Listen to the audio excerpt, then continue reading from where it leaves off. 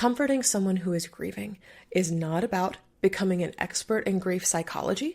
It is not about delivering a flawless speech that lifts their spirits like the ending of a movie. And it is not about fixing what can't be fixed, because grief is not a thing that can be fixed.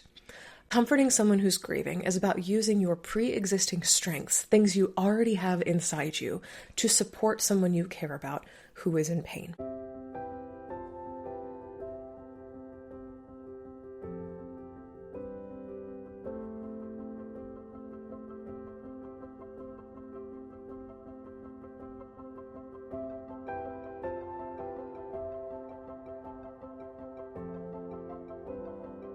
Hi there, Grief Growers, and welcome back to another episode of Grief Grower. I am so grateful to be here with you today, as always. If you have been growing alongside me in my work for a while, welcome back. And if you are new to me and my work, hello. My name is Shelby Forsythia. I am a grief coach, a 3-time author, and the founder of Life After Loss Academy, where I have helped dozens of grieving people stop feeling lost, stuck, broken, and alone, and start building lives that they genuinely love from the lives that loss forced them to live. This includes not only death-related losses, but also losses like divorce and breakup, major diagnosis, and every single other loss that changes our lives. Here on Grief Grower, we believe that grief is not something to get over. It is something that we grow with and alongside, and that when we stop treating grief like a problem to be solved and start treating it like an invitation to live more deeply, we can create meaningful lives that are rich with the memories that we carry, the struggles that we faced, and the precious awareness of what it is to be right here and right now. Today on the show, we are diving into the Supporting Someone series once again with episode 6. So altogether, I have given you 6 episodes on what to say and do to support someone who is grieving. But before we get into it, just a quick reminder that release day for my 3rd book, Of Course I'm Here Right Now, 3 actually helpful things to say to someone who's grieving, is coming up in less than 2 months on March 31st. This little guidebook teaches you how to support someone who's grieving in your life with the best free tool that any of us has, and that is our words, so that you will never enter another conversation with a grieving friend, family member, coworker, client, wondering, what on earth do I say in this situation in order to comfort them? As an author, pre-orders are always immensely helpful when it comes to getting the book seen by the powers that be and bookstores and every other place that would like to stock this book. So you can find a link to pre-order. Of course, I'm Here Right Now, 3 actually helpful things to say to someone grieving in the show notes for this episode. If you have already pre-ordered the book, thank you so incredibly much. You can submit your receipt number, no photos required. All you have to do is type it in from your local bookstore, from Amazon, from Bookshop, from Barnes & Noble, on my website, which is shelbyforsythia.com, to access the free 6-week book club that is kicking off April 14th. In that book club, we will read, Of Course I'm Here Right Now, chapter by chapter over 6 weeks. There's 6 chapters in the book, so we will read 1 chapter a week, and we will discuss it together. We will talk about scenarios, how to use the phrases in real life, and what to say to someone who is grieving in your life, even if that person who is grieving is you. Once again, this book club kicks off in early April, so make sure you have the book in your hands and submit your receipt number on my website by then, and you can find the link to do that in the show notes as well. And last thing I'll say, if you would like to celebrate the launch of this book with me, I would be so honored to see you at 2 launch parties. The first one is taking place the eve before the book comes out here in Chicago on March 30th. When you get your ticket, the book is included, so you get the book in your hands before the rest of the world, the night before it's released to the world, which is so fun and so exciting. And the second launch event, if you are not located in or around Chicago, is happening on March 31st on YouTube. So no matter where in the world you live, you can tune in to hear more about the clients and interactions that inspired this grief book. And I will also read some excerpts from the book live during the launch party.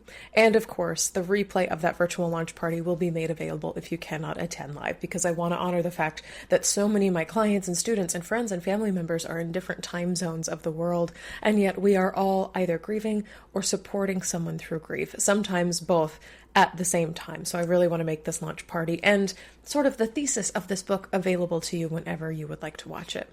You can save your spot for both of these launch parties at the link in the show notes.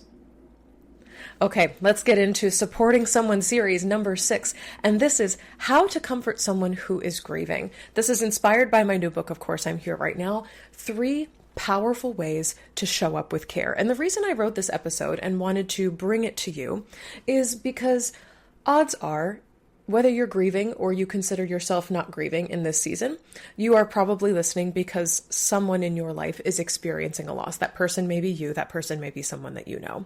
Someone just died, or a physical or mental health diagnosis just changed everything about your life, their life. Maybe a marriage or a relationship has ended. Maybe a future that someone was counting on has just poofed into the ether. And now you are standing next to a grieving person's pain and thinking, what on earth do I say? What if I make it worse? And how do I support someone who is grieving when I don't know what to do? And as I was writing this book and as I talk to people who are curious about how to support someone who's grieving, they often have three main motivations. They want to be a good friend to someone who's grieving. I want to feel as if I can support them, and I want to be perceived as a good friend, and I want to act in the behavior that a good friend would have. I want to know what to say and do. I want to have the words that are genuinely comforting, specific to this moment. And sort of on a larger perspective, on a worldwide level, I want to live in a society where people are there for each other when hard things happen. And oftentimes these three motivators, I want to be a good friend, I want to have the tools, and I want to live in a world where everyone has the tools to support someone and be a good friend when someone in the world is grieving. These are all driving people who want to comfort someone who's grieving. So if this is you, I feel you like raising your hand in the headphones of this podcast episode. I see you and I hear you. What I want you to do, if you are spiraling of like, what do I say? I don't want to screw it up. I really want to make sure that I am comforting someone who's grieving in a way that actually feels good and okay to them. I want you to take a breath and know this. Comforting someone who is grieving is not about becoming an expert in grief psychology. It is not about delivering a flawless speech that like lifts their spirits like the ending of a movie. And it is not about fixing what can't be fixed, because grief is not a thing that can be fixed. Comforting someone who's grieving is about using your pre-existing strengths, things you already have inside you, to support someone you care about who is in pain. And after more than 10 years of working with grieving people and listening very carefully to what actually helps versus what harms, I have found that comforting someone who is grieving comes down to three core ways of showing up. And these are all based on strengths that I imagine you already have somewhere inside of you. And some people are better at one of these three than others. So see which one sounds the most like you, and then we're going to look at each of them individually and get even more detail. First, your strength may be validating what they're feeling. Second, your strength may be remaining present over time. Or third, your strength might be gently reminding the person who is grieving that this moment exists within the context of a larger life. And if you are not sure which of these three strengths most describes you, pause right now, pause this podcast episode, and look in the show notes for this episode, unless you're driving, in which case wait until you get where you're going, and then look in the show notes to take the free 2-minute quiz that I have created called What is Your Grief Supporter Strength? Once you have your results, come back to listen more about each grief supporter type, and we're going to get into them now.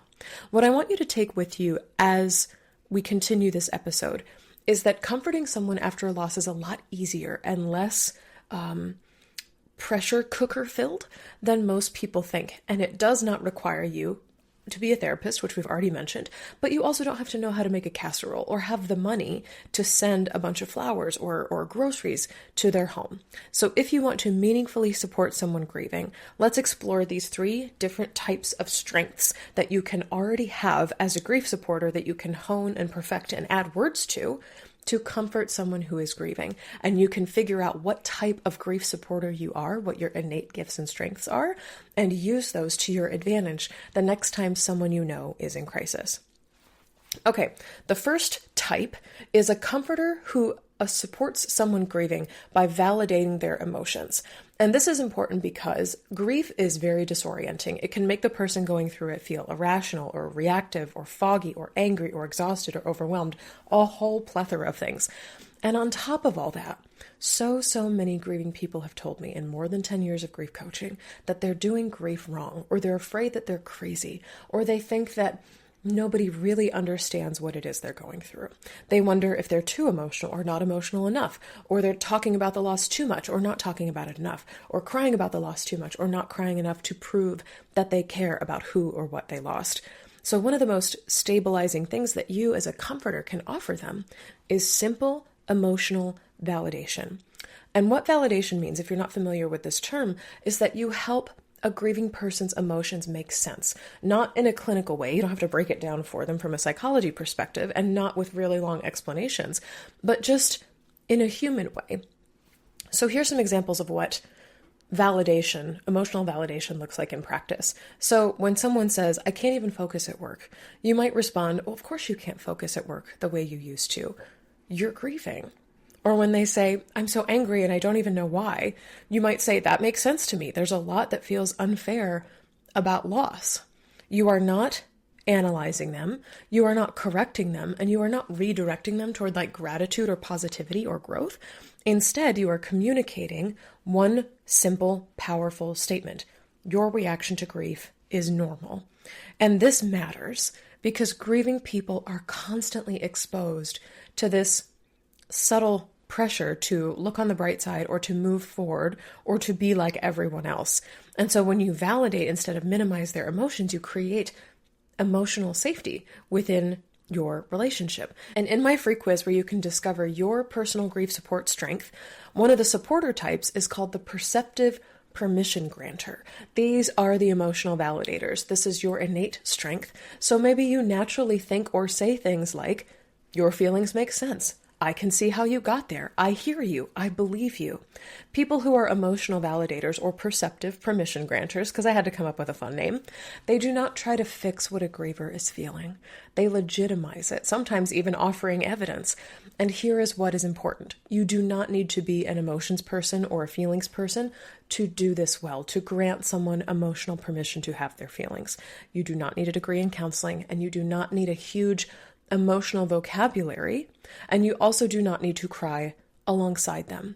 Again, you do not have to come up with any further proof than simply you are standing alongside them, whether literally or virtually or over text message or however you're communicating with them, and just reflecting back what you are observing to be true about them. And what this does is wraps their heart in this unspoken comfort that however they're feeling about their loss is normal and okay.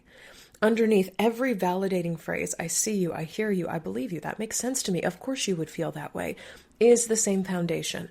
You are granting your grieving person permission to feel over and over and over again. And that is the gift of the perceptive permission granter. So if you think you might be the perceptive permission granter, take the quiz and see if that is your type. Let's get into the second type of comforter, or the second way that you can comfort someone who is grieving. Number 2 is comforting by being a consistent presence. Something that a lot of my grieving clients and students say often is, everyone showed up at first, right when the loss happened, and then they all disappeared. Society writ large, I'm kind of speaking in generalizations, tends to rally around fresh loss, like the thing just happened. There are meal trains and texts and flowers and an outpouring of sympathy, and then slowly, or sometimes quickly, life resumes and people go, as grievers often put it, back to their normal lives. And while this sort of grief ghosting by friends and family is rarely intentional, it makes grieving people feel like no one truly cares about them or their loss because no one is willing to go the distance of time. For many grieving people, it is another sort of loss to be left alone to deal with the pain of grief on top of grieving another already painful loss. So for instance, my person died, and now I'm being abandoned by all my friends and family. So if you want to be a really good grief supporter to someone grieving, learn how to stick around. And sticking around does not mean hovering or bombarding your griever with daily, how are you? What are you doing? How are you feeling today? Texts. It doesn't mean forcing deep conversations. It means maintaining gentle but ongoing contact. So this could look like a short text that says, no need to respond, just thinking of you today. Or verbal acknowledgement that a grief anniversary, like a death day or a birthday, is coming up. So like, I know your dad's birthday's coming up. Are you doing anything special to honor him? Or I know that the anniversary of your divorce is coming up. Are you doing anything to commemorate the day? Or are you interested in taking a day off if you're in someone like a management position or a friend or something who could cover for them?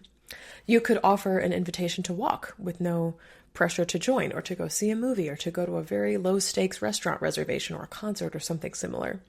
You could even just have a willingness to sit in the same room with someone who is grieving or on a phone call without needing to fill the silence. So many grieving people say, I just want someone to show up, to be there, and this is often what they mean. These gestures of ongoing contact are all important because we live in a society that doesn't make space for grief after the crater, the initial impact.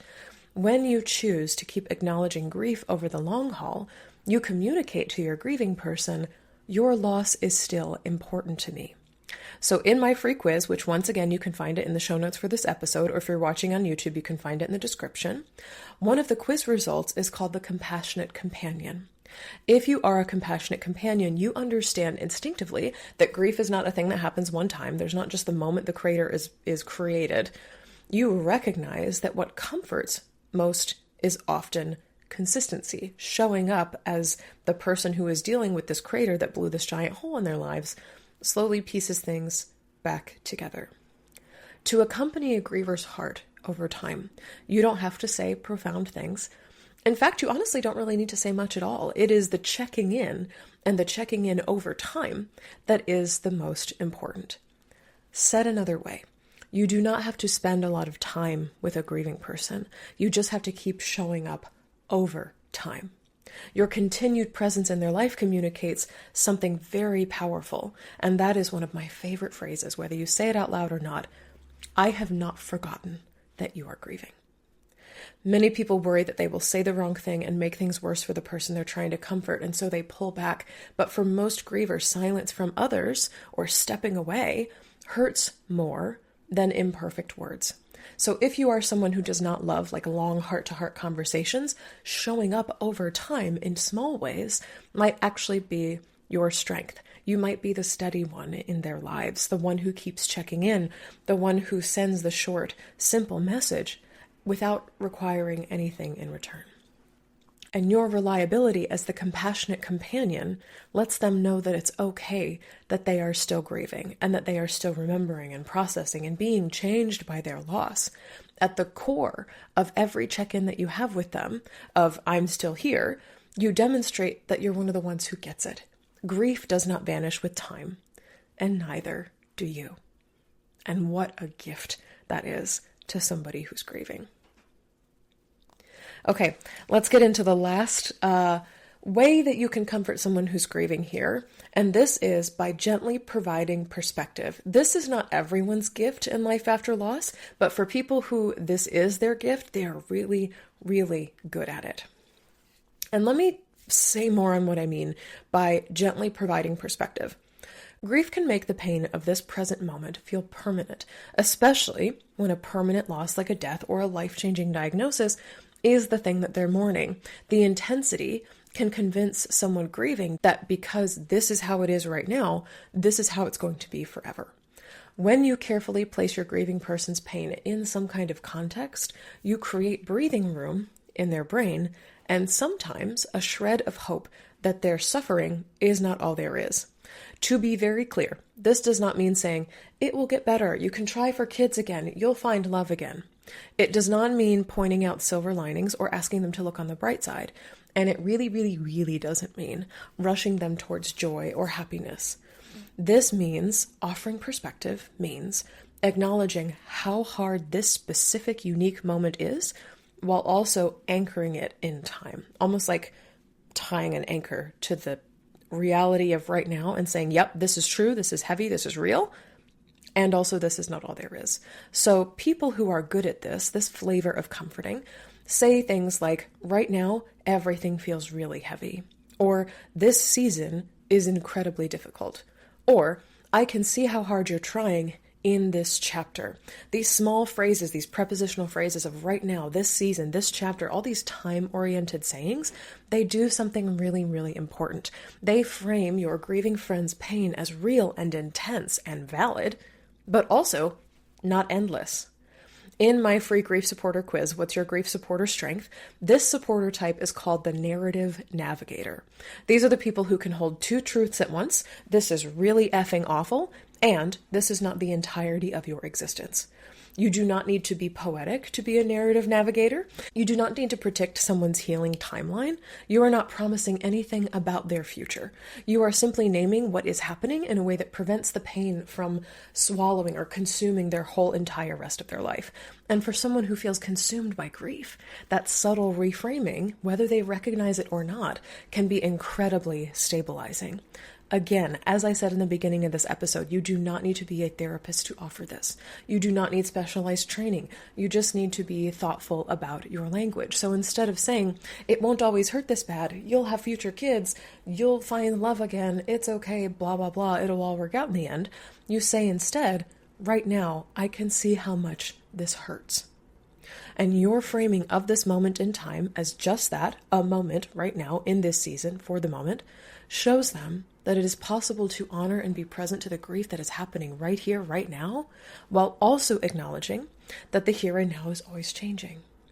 Grief may never end, but it does change shape, and pain, while it is very real, is rarely a permanent state of being. What I really want to drive home as you go out into the world after this episode is that you do not have to become someone different in order to comfort someone who's grieving. I think so many people hesitate to support someone who's grieving, a friend, a family member, a coworker, a neighbor, a client, because they believe that it requires a special personality or formal training. They think things like, I'm not good with emotions, or I never know what to say, or I don't want to mess this up. But supporting someone in grief, and I believe this like to the core of who I am, is less about charisma and education and more about your relationship to them and their pain. And, frankly, your innate comforting gifts, and I think we all have them. Are you willing to validate their feelings instead of dismissing them? That is one kind of gift. Are you willing to remain present instead of disappearing?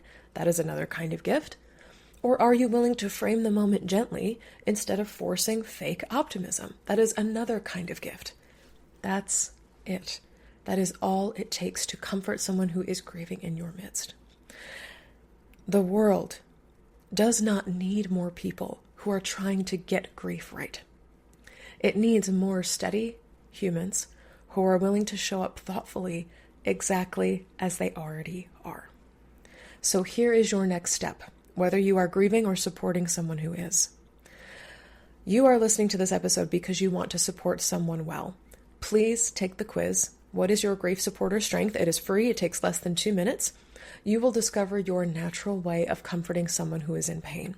You will see how your personality can be an asset, not a liability, in the midst of loss, and you will walk away with practical guidance that is tailored to how you uniquely show up for the people in your life who are suffering. And in case you haven't already guessed, this quiz is inspired by my new book, Of Course I'm Here Right Now, which goes deeper into what supportive presence actually looks like in everyday conversations using words and words alone, these powerful little magical free things to validate, accompany, and offer time anchoring to all of the grieving people in your life, whether they are facing a death, divorce, diagnosis, bus splashed them with water and ruined their dress, all the way to their sister just died in the hospital. Once again, you do not need to overhaul who you are to comfort someone who is grieving. You do not need to memorize a script, and you do not need to rescue any single grieving person from their pain.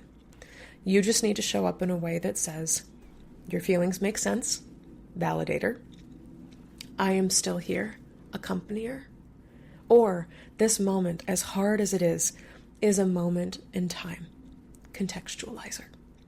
These 3 ways are how you comfort someone who is grieving. Thank you so much for joining me today on this episode of Grief Grower. I cannot wait to hear what type of grief supporter you are.